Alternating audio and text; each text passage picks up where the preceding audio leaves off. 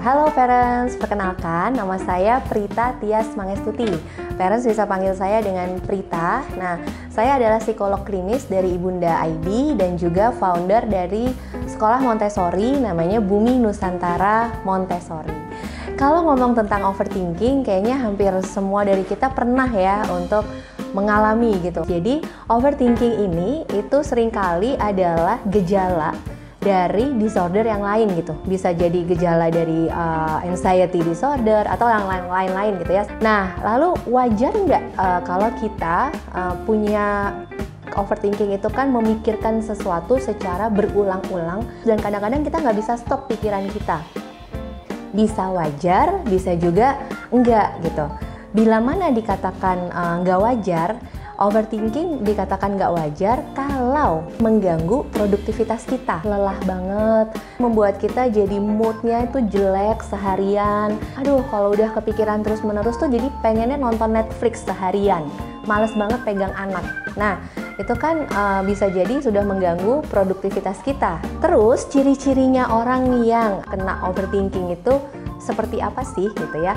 Yang pertama jelas ada pikiran negatif, kita mencemaskan sesuatu, kita takut tidak mencapai sesuatu, tapi pikiran ini terus-menerus berputar di kita gitu. Lalu yang kedua, suka memikirkan what if skenario. Nanti kalau anak saya masukin ke sekolah itu, gimana kalau dia nggak bisa adaptasi?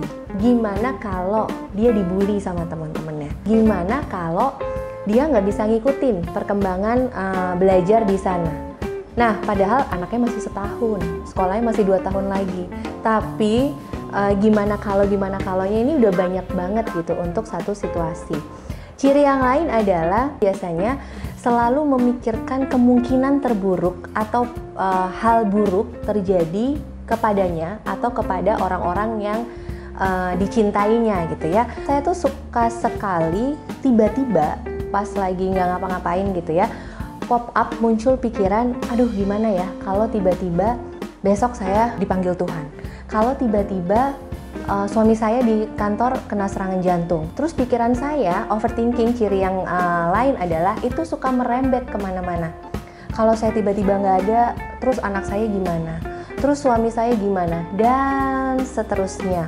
Dan itu bisa langsung berimpact ke perasaan kita, ke mood kita, ke cara kita men-treat anak itu. Nah, berikutnya, kenapa kok overthinking itu banyak kita alami setelah kita punya anak gitu? Kenapa kok kita tuh jadi lebih sering cemas, jadi lebih banyak pikiran negatif? Pertama, kalau para parents bayangkan hidup kita tuh seperti balance wheel of life, jadi roda keseimbangan gitu ya. Ada pekerjaan, ada anak, ada suami, ada mengurusi orang tua, ada me time, ada olahraga, ada ibadah misalnya gitu. Begitu kita melahirkan anak nih atau punya anak, seolah-olah roda ini gitu ya, kalau dulu mungkin 20% semua, tapi begitu ada part anak nih, langsung anak nih makan 70%, yang lain seolah-olah hilang gitu ya.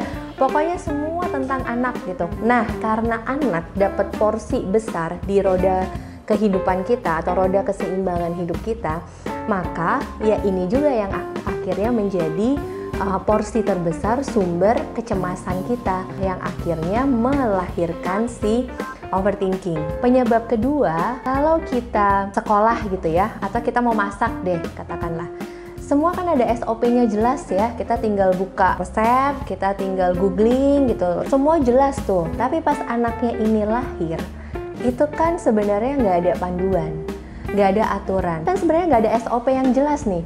Nih anak nih nangis maunya apa nih? Nggak mau makan, terus kalau dia telat ngomong, kalau ASI saya nggak cukup nih mesti gimana nih? Itu baru di usia dini, belum nanti kalau dia udah remaja.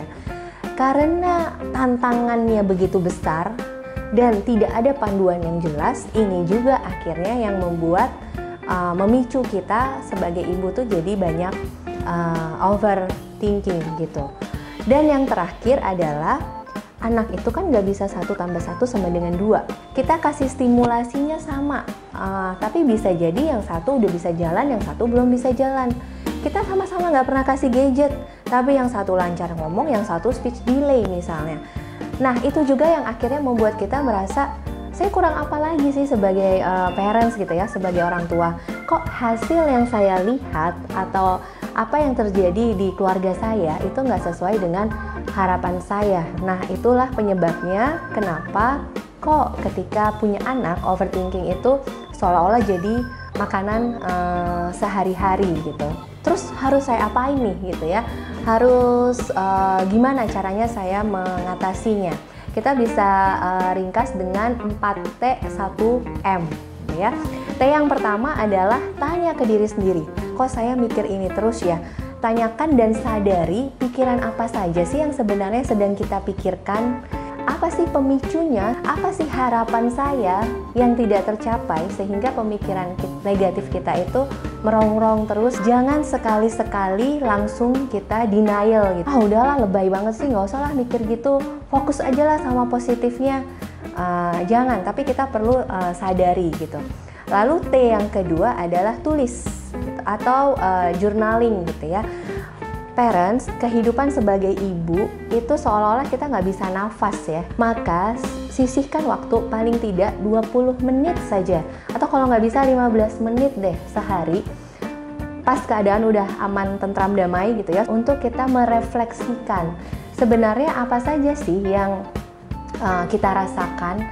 Dan jangan tulis yang bagus-bagusnya. Semua pikiran negatif itu kita tuliskan di situ.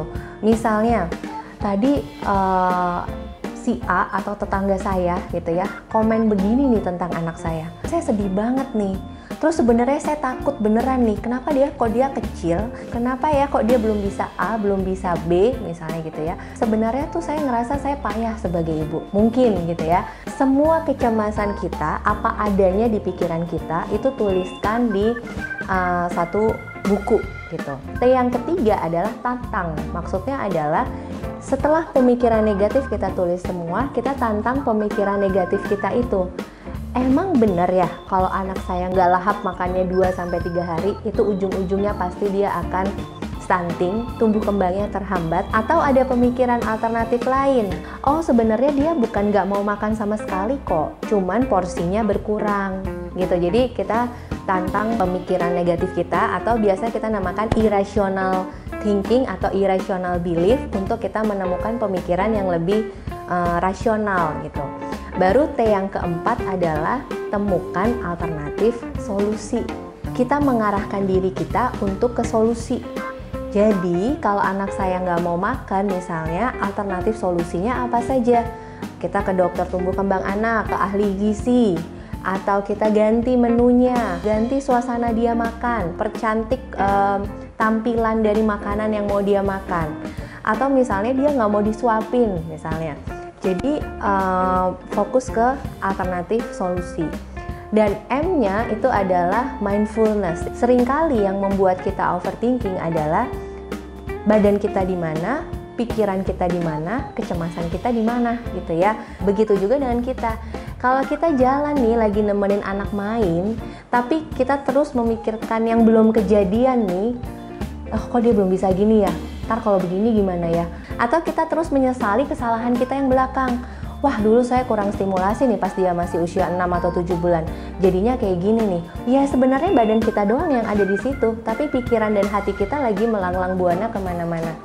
Jadi parents, pastikan kita coba lakukan 4T 1M. Tanya, tulis, tantang pikiran kita, temukan alternatif solusi, dan M-nya adalah mindfulness. Itu cara yang ringkas dan bisa dicoba untuk kita mengurangi lah paling enggak ya overthinking kita.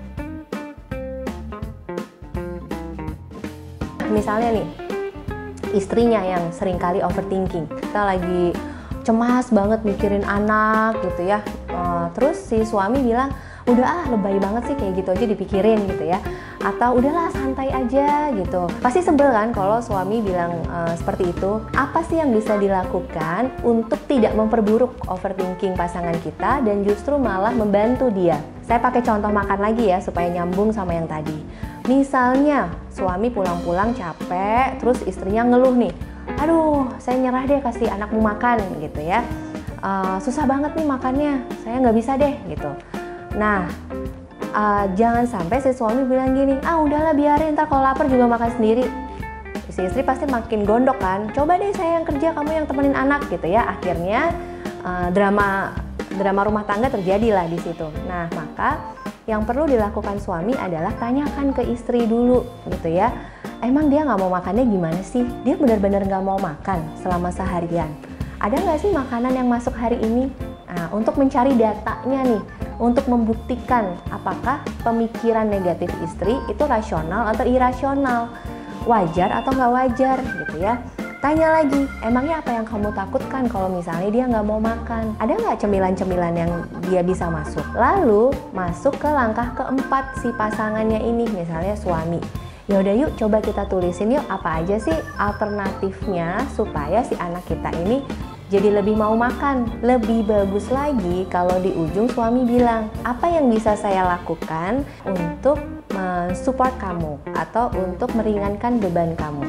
Nah, itu pasti udah sangat membantu dan adem banget deh istri untuk dibantu seperti itu. Itu cara pasangan untuk membantu pasangan yang sedang overthinking gitu ya, dan bisa juga sebaliknya. Baik, parents, itu penjelasan singkat tentang overthinking. Jadi, semoga penjelasan tadi membuat kita merasa, oh ternyata apa yang saya rasakan itu masih wajar, atau mungkin kita jadi menyadari bahwa apa yang saya rasakan sudah mengganggu produktivitas saya sehingga saya perlu mencari bantuan profesional atau bantuan psikolog untuk bisa membantu saya menemukan pikiran-pikiran yang lebih sehat. Nah, kalau parents sudah tahu pengetahuannya, maka jangan lupa untuk langsung praktekkan, langsung sisihkan 15 menit mungkin di malam hari atau di pagi hari untuk kita menuliskan, merefleksikan semua pikiran yang kita rasakan. Selamat mencoba!